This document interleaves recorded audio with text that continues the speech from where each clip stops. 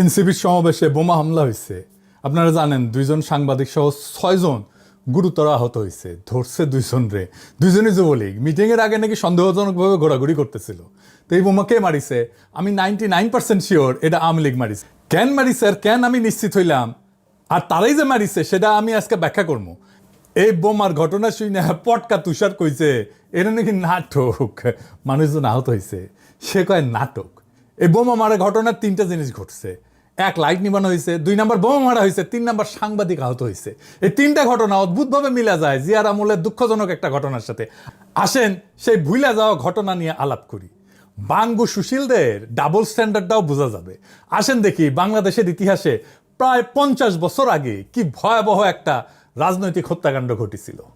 1980 সালের 23শে মে বিকাল 4:19 ঢাকার বাইতুল মোকাররম মসজিদের দক্ষিণ গেটে খন্দকার মোস্তাকের ডেমোক্রেটিক লীগের জনসভায় বোমা বিস্ফোরণ ঘটে।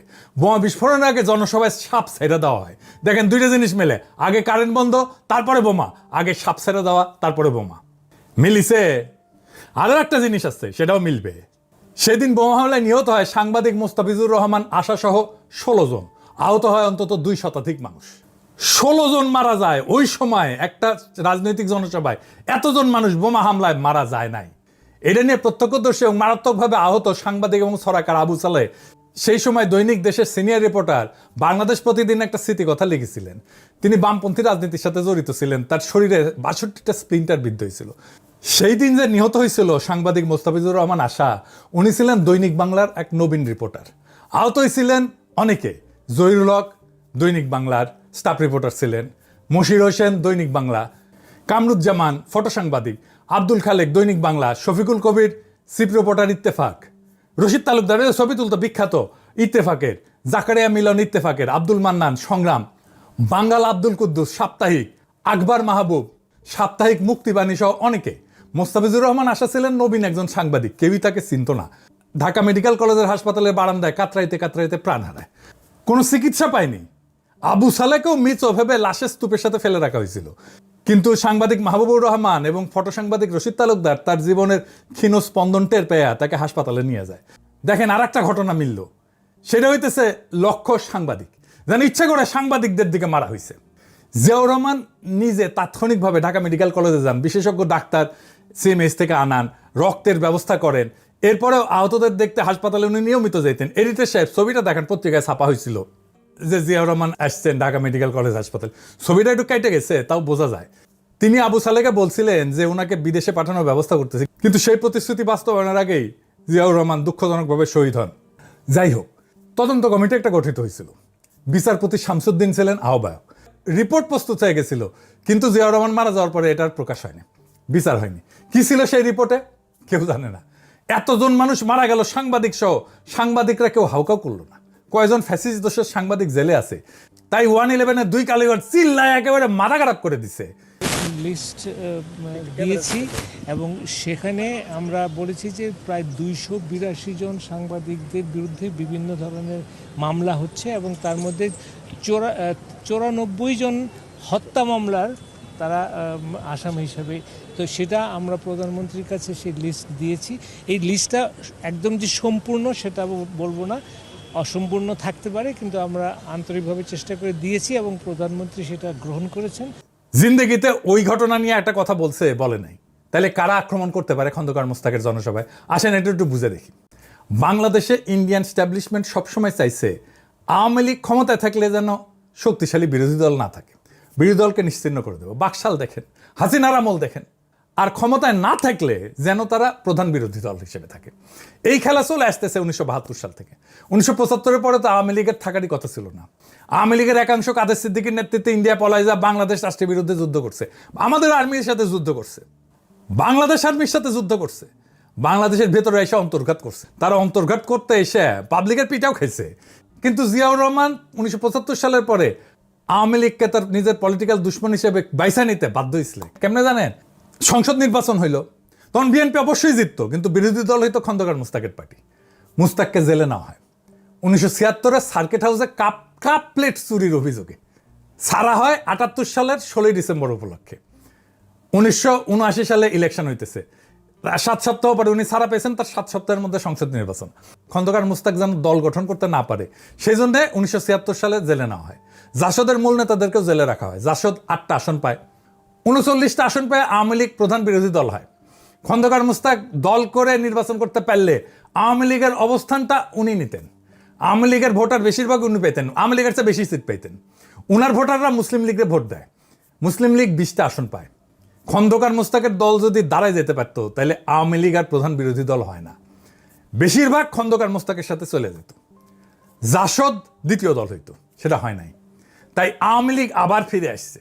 যেহেতু জিয়াউর রহমান আওয়ামী লীগরেই তার পলিটিক্যাল দুশ্মন বানাইতে চাইছিল, তাই আওয়ামী লীগ ফিরে আসছে। সেই কারণে খন্দকার মুস্তাকের জনসভায় বোমা হামলা, এই ঘটনা বিএনপিকে পরোক্ষ সুবিধা দিতেই পারে। কিন্তু এখনকার অবস্থা কি? এখন কি বিএনপি কোনোভাবে আওয়ামী লীগের স্পেস দিতে পারে? পারবে না। আওয়ামী লীগকে স্পেস দিলে বিএনপির নিজের যে ভোট ব্যাংক গড়ে উঠছে সেটা ধরে রাখতে পারবে না। জামাত ভীতি দেখায় বিএনপি পুরো আওয়ামী লীগের ভোট নিজের বাক্সে নিতে পারবে যদি আওয়ামী লীগ ভোট না করে। আর ভোট করলে ওই ভোট চলে যাবে। অদ্ভুত একটা অবস্থা বিএনপির। ইন্ডিয়াপন্থীরাও ভোট দেয়, অ্যান্টি ইন্ডিয়ানরাও ভোট দেয়। এইভাবে আপদকাল চলে, কিন্তু লং টার্মে কোনো একটা ক্লিয়ার পজিশন নিতে হবে। যাই হোক, ওই আলাপে আর না যাই।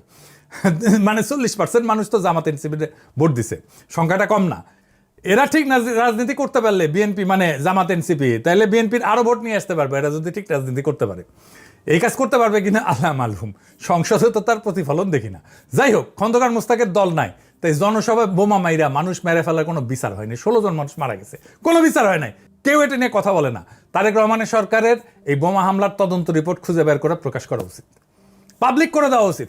আর মতিউর রহমান আর মাহফুজা নামকে বাঙ্গু সুশীল সাংবাদিকদেরকে জবাব দিতে হবে, কেন বোমা হামলায় সাংবাদিক মারা গেল, এইটার জন্য তারা কোনো প্রতিবাদ করলো না, আর বিচার চাইলো না। কেন তারা বিচার চায় না, এটার জবাব দিতে হবে। ওই সাংবাদিক মারা গেছে, আশা তার জীবন না। দিল্লি স্টারে আগুন দেওয়ার পরে পাল্লে তো কেন্দ্রে দেয় মাহফুজানন্দ প্রভুপাত, এখন বাইসে থাকাই অসম্ভব হয়ে গেছে। সাংবাদিকদের বাইসে থাকা কি 1980 সালে খুব সম্ভব ছিল? এখন প্রশ্ন হইতেছে, কেন আওয়ামী লীগ এনসিপির জনসভায় বোমা মারল? ইন্ডিয়ার হাসিনার ধারণা ছিল বিএনপি ক্ষমতায় এসে আওয়ামী লীগের স্পেস দিবে, এখন দিতেছে না স্পেস। সেইভাবে হাসিনা আর ইন্ডিয়ার মাথা খারাপ হয়ে গেছে। এরা নানাভাবে দেশে অস্থিরতা তৈরি করতেছে, টাকা পয়সা দিয়ে খুন খারাপি করতেছে। আপনি দেখছেন না, খুন খারাপি বেড়ে গেছে, কোনোভাবে সামাল দেওয়া যাইতেছে না। এগুলো হাসিনা টাকা দিচ্ছে, ইন্ডিয়া টাকা দিচ্ছে, টাকা দিচ্ছে।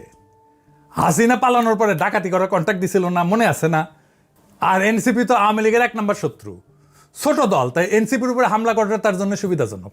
হাসিনা আর আওয়ামী লীগের পক্ষে যারা ইনায় বিনায় বয়ান মানায়, পটকা তুষার, এনাস আলমগীর, পান্না পাঠা সহ যতগুলা সফট আওয়ামী লীগের আছে, এইগুলারে যদি থেরাপি দিতে না পারেন তাইলে এই ঘটনা চলতেই থাকবে। একেবারে রুলারের মতো সোজা হয়ে যাবে। থেরাপি দিবেন, বোমা হামলা বন্ধ হয়ে যাবে, সন্ত্রাস বন্ধ হয়ে যাবে, বোমা হামলা বন্ধ হয়ে যাবে, আওয়ামী লীগের তৈরি করা ভাড়াটা সন্ত্রাস এটা বন্ধ হয়ে যাবে, দেশ শান্ত হয়ে যাবে। এরাই দেশকে শান্ত করতে দিতেছে না। আওয়ামী লীগ যেখানে মিছিল করবে, মিছিল দেখলে মারবেন ধাওয়া, একা হইলেও মারবেন ধাওয়া। দেখবেন আশেপাশের লোকজন এসে জড়ো হইতেছে, একটারে দুইটারে ধরতে পারলে একদম ট্যাঙ্গে রেখে থেরাপি দিবেন।